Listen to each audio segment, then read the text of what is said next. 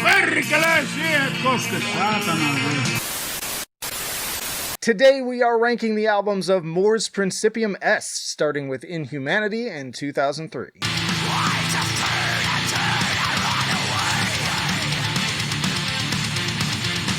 Regular viewers know that I love Mors Principium Est and frequently call them one of the most underrated bands of all time, at least in melodic death metal. That said, their debut isn't one of my favorites. It's kind of a case where if this was their only record, I would say nicer things about it, but within the scope of the discography, I just don't find it to be as impressive. Still, it has some really great songs like Inhumanity, DIB, and The Lust Called Knowledge.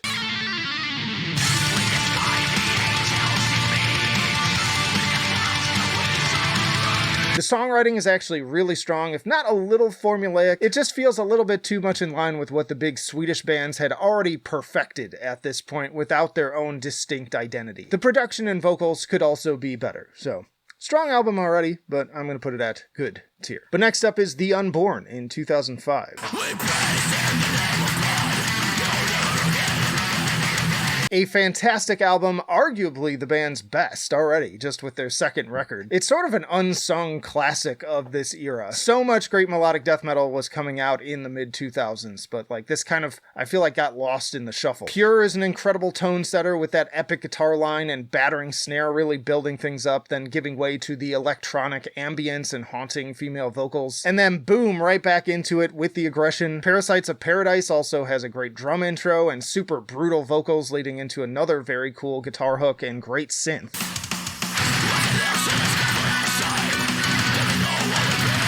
Speaking of which, they've got a very particular way of approaching synth on this album that is just so perfect in general. You could even make some comparisons to like Flesh God Apocalypse in this department. Altered State of Consciousness is another banger with almost kind of like an At the Gate style. And then the title track has these amazing simulated strings for the hook. Must listen album. Please check out the original before you hear the re-recorded versions. And we will talk about those a bit in a bit, but this is going to perfection. But moving on, we have Liberation equals Termination in 2007. Can't take this anymore.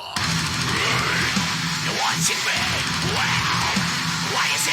Probably my second favorite Mors Principium Est album overall, but damn, if you love bombastic symphonic synth work and electronic elements in your melodeath, this one absolutely slaps. This to me is their most fun album. Like, you can tell he's all in with the vocals, and then the symphonic portions are just like insane here, ramped up to 11. So many great parts and hooks on The Oppressed Will Rise, The Animal Within, Cleansing Rain, and It Is Done. The riffs, man, too. Like, so many hooks, so many standout moments all over this album that will stick with you, I promise you that.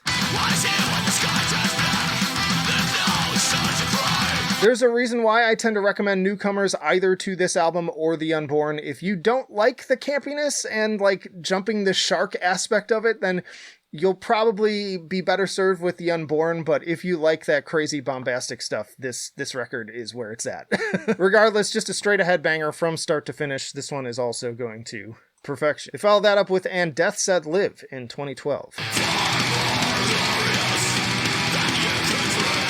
Another solid album in a very consistent discography. It's kind of more of the same at this point, but bringing some of the same emphasis on guitar work with a seemingly unending stream of hooks and strong overall songwriting. Great opening with I Will Return. Birth of the Star Child is another faster, thrashier one. What the Future Holds. Just fast, aggressive, hard-hitting stuff.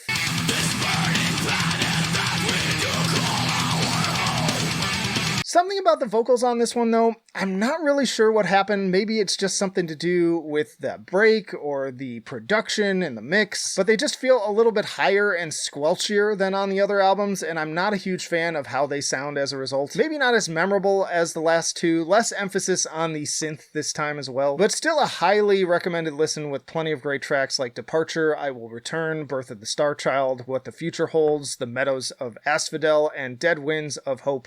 I'm going to put this one at great tier. Next up is Dawn of the Fifth Era in 2014.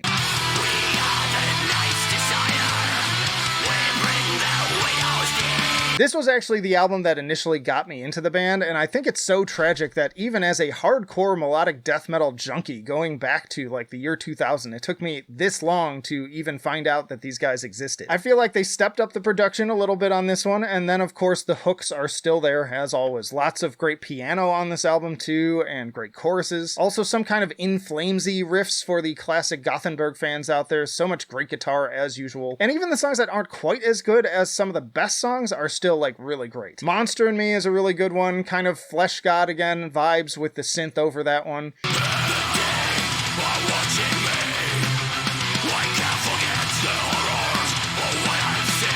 Wrath of Indra, another just total rager, and then a very dynamic closer with The Forsaken. This album was a huge grower too. Each listen I just discovered more and more things that I loved about it. I'm going to put it at fantastic. They followed that up with Embers of a Dying World in 2017.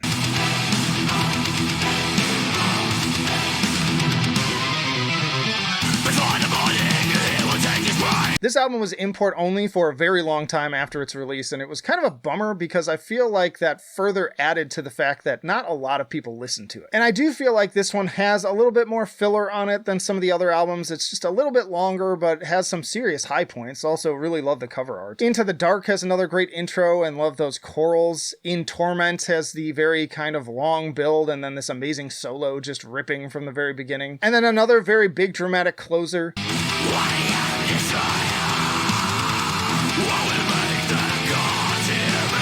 Nothing that's like boring or bad, but I feel like they could have tightened it up a little bit. And then the production, I feel like, took a little bit of a hit on this one again as well. And the energy just isn't quite as high as on some of the previous records for whatever reason. But these are all mainly nitpicks of an album that would still stand tall against the competition in that same year. I'm going to put it at great tier. They followed that up with 7 in 2020.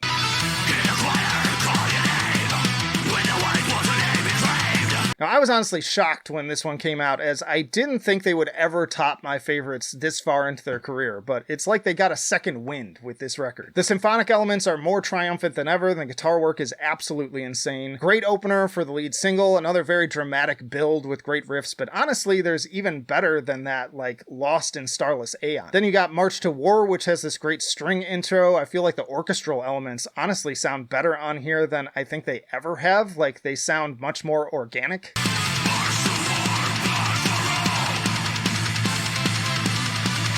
The vocals also sound a bit lower and deathier this time around, which I appreciate. Master of the Dead is another epic track. Really, there's not a single dud among these, but my personal favorites are probably Lost in a Starless Aeon and In Frozen Fields. For the 100th time, it's criminal that these guys don't get as much credit as their peers, so if you haven't checked them out, please do. Tell everyone you know this one also went to perfection. Then they followed that up with Liberate, the Unborn Inhumanity, 2022. We're praised in the name of God, no, never again. Now this one kind of hurt because I love this band and I was coming high off of that last record, but this was the first time I was just like genuinely disappointed with one of their albums. As the title kind of alludes to, this is basically a compilation record made up of re-recorded reimaginings of songs from their first 3 albums, and sadly they ended up giving me the same vibes as the Star Wars reboots. The modern production robs them of all that classic nostalgic charm, and most of the adjustments to pacing and melody are for the worse in my opinion. It's all just kind of flattened out without any of the same dynamics or atmosphere. Once more, please take the time to check these guys out for their new and classic releases alike, but don't make this your entry point. Like, you'd be much better served with the original versions. I heard some people out there saying that they really like these, and that's fine. I'm not totally against re-recordings. I've even praised some of the ones from like Sepultura. But even so, I just think that the originals just have a very specific, special charm and are from a time and place.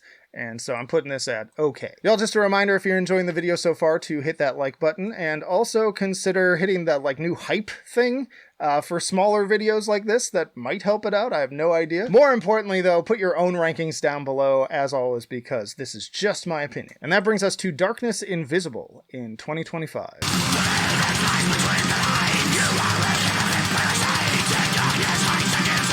Now, luckily, they righted the train once more with this new record, once more somehow further evolving the symphonic elements to deliver on some of their biggest atmosphere yet. Arguably an even bigger opener in Of Death, which feels like they are even trying to step up the more dramatic qualities of the music. I didn't know that was possible, but it definitely is. But as if to prove that they haven't forgotten the riffs, Venator comes in with a vengeance. And then more big soaring atmosphere on Monuments, complete with epic neoclassical solo. This further ramped up with the massive interludes incorporating female operatic vocals, piano, and brass worthy of Epica. Not to mention All Life is Evil feels like it is going full Flesh God Apocalypse at this point. Other favorites here, Summoning the Dark, The River of Avernus, and In Sleep There is Peace. Another really strong album in a super tight discography, really upping the production value above all else for this one. I still don't think it quite hits the brainstem in the same way as my top picks here, but I'd put it maybe 4th place at the moment. One last time, if you haven't taken the dive with their records, please do. Frankly, I like them better than Insomnium. They're my top pick from Finland, and discography-wise, I'd put them in my top 5 of the genre overall, right alongside my favorite Dark Tranquillity. This one, it's going to...